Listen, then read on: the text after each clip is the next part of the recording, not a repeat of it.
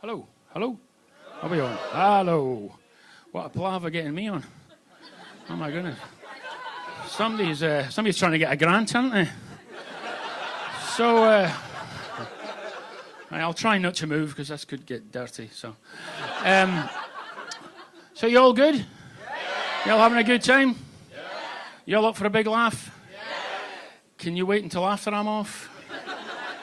Because, I've now accomplished the most important part of my set.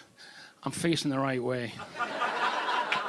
So, a minimum requirement, I feel. But because I have a problem. I have many problems, as you'll find out. But I tend to drift to the right when I'm on stage. And as a socialist, I find that a little bit disconcerting. So I do need you, as an audience, to laugh occasionally, maybe applaud, now and again, just so I know that I am facing front. You will be doing your bit for disability awareness. And I'll be in the audience later on with buckets. It's not for a collection, it's just for the incontinent amongst you. So, and I am also aware that eye contact is vital during a performance. So please bear that in mind when I take mine out and throw them to you. But don't worry, you're not under any kind of romantic commitment when I do that, because I won't fall in love with the first person that catches my eye. There you go. Yeah. See, we've set the bar. We set the bar. And also, they told me when I was coming in here tonight that when my time's up, they'll flash a light. Yeah. Good luck with that one. So, strap in. We could be here till about Tuesday. So yeah, I don't do this for a living, and you'll find out as we go along why they don't pay me to do this. I actually I have a job. I work with the police and I work with the probation service. I'm actually an offender support worker all across Merseyside. And my job is to try and keep people out of prison. That's what I've been doing for the last 20 years. But in that job, I do come across some of the most dangerous, depraved, deranged, and hostile individuals you could imagine. But I do think it's great that so many of them have come in tonight. But I love doing this. Because I love going to pubs and clubs and bars. And actually, I walked into a bar yesterday, and then a tree, and then a lamppost. I was, some of them you will see coming, which is more than I can say, really. So I was just having a really bad day yesterday. I'm really unlucky. I'm just unlucky. I mean, even on the way here tonight, I passed a dead black cat. And that was one hell of a bowel movement, I can tell you. So, yeah. Where am I now? What am I doing? I wish I could remember what was coming next. That is atrocious, isn't it? I really feel that I should also apologise for the skinny jeans. You shouldn't have to witness that. Not on God's day. But, my daughter says I have got ladies' legs. Which is absolutely true, but as long as the police don't find the other body parts, we should be okay. So, so if anybody who hasn't seen me before, you are in for a treat. Because this is a lot shorter than usual. Which is what my wife said on my wedding night. Ooh, yeah.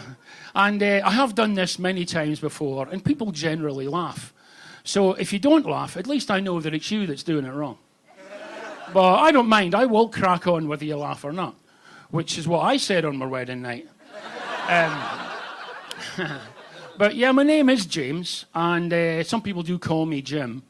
But my wife is very partial to Hamish, which is understandable because he's a lovely chap and very handy around the house. Because I can't do DIY for obvious reasons. I'm lazy. So, yeah, we maybe should broach the issue that is probably literally staring you right in the face. I have got what some of you would consider a disability. Others would call it an impairment. But I like to just call it what it is. I'm Scottish. Freedom! And then they chopped his head off. I've been Scottish a long time. I have good days and bad days. I do bump into things a lot, but I do blame the alcohol for that, actually. But we do get labelled as an aggressive nation, the Scots, don't we? Sometimes justifiably so. And a few years ago, I saw a guy in Liverpool city centre in a phone box, and he was headbutting the phone. And I thought, yeah, he's definitely Scottish. And he's definitely phoning Scotland, because that's the code.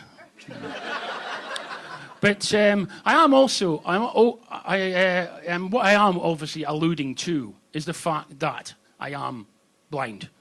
Shocker. What gave it away? But I'm only mentioning it just in case you're thinking, what a pretentious prick. Wearing sunglasses, indoors, at night. I mean, it is night time, isn't it? It's hard to tell in a coal bunker, isn't it? But the glasses do have a medical purpose. They do. I had a one-night stand with a nurse, and I don't want her to recognise me. But I am often asked as well, are you really blind? And I say, no, I'm just having a very long blink. I have also been accused of being pretentious. There was a guy in a pub once who came up to me and said, oh, do you think you're some kind of rock star with the shades then? Do you think you're like Bono or Stevie Wonder? I mean, come on, could I be mistaken for Stevie Wonder? I don't sing, I don't play piano, and it's quite obvious to everybody here, I am not American. You know what I mean? But, I've been fully blind for 9 years now. And I'm not trying to get sympathy with the blind thing, even though I have never seen my little brother. It's not a real blind thing. I just don't have a little brother. But, there are worse things to me than being blind. There's many worse things than being blind, but one of them to me is being deaf. And like I said, I am unlucky. I'm also deaf. So, but to be fair, I've only been deaf 2 years. I'm just trying that one out to see if I like it. But apart from working, I also volunteer. I volunteer for the Royal National Institute of the Blind, the RNIB. Now, I said this at a gig recently, and somebody shouted, oh, the lifeboats. I was like, no, mate, that's the RNLI. But, I mean, could you imagine if I worked for the RNLI and you fell overboard in a storm in the North Sea, and there you are, flaying about in 30-foot waves with your high-visibility life jacket on, blowing your whistle, flashing your light, and screaming at the top of your lungs for help. Trust me, I'm the last person you want looking for you, a deaf, blind guy. But to be fair, I do have a heightened sense of smell. So I could literally tell you were shitting yourself waiting to be rescued. But just a bit of a heads up for all the guys in the audience. When you go to the toilet, when you're at the urinal, please whistle. Because if it's quiet when I come in, there's a distinct possibility I will piss up your back. And another little bit of toilet etiquette when dealing with the visually impaired. When I come into the toilet, guys, it is okay to ask me if I need assistance to find a urinal. That's absolutely fine.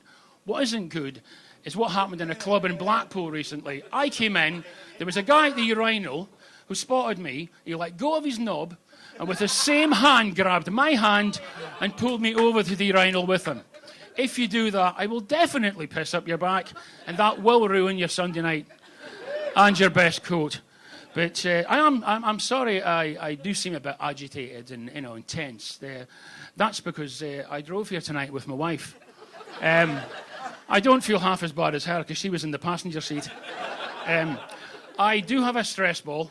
Luckily, Mother Ball's quite relaxed, so we are good to go. But my life's living. We've actually been married 373 days today. So don't applaud that. She hates that I'm keeping count, but I'm just making sure she's still under warranty. But she's lovely, my wife. She puts up with a lot, and we work together. We occasionally gig together, and we actually, as Philip said before about mindfulness, we just finished a mindfulness course the other week together. And in that course, you learn about your inner sanctum and you do a lot of meditation. We also found out about our spirit animal. Do you know about this? Your spirit animal, you've got the characteristics. Well, my wife reckons that my spirit animal is an owl. So I said, oh, is that because I'm intelligent, knowledgeable, wise, and you feel protected by me? She said, no, it's because you don't move unless you want to eat or shit. You live in the dark. Harsh, I think. And she said, you always forget people's names. And I says, what's forgetting people's names got to do with being an owl?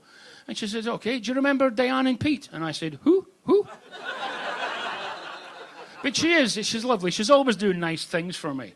Recently, she took me as a surprise to see Riverdance when it came to Liverpool.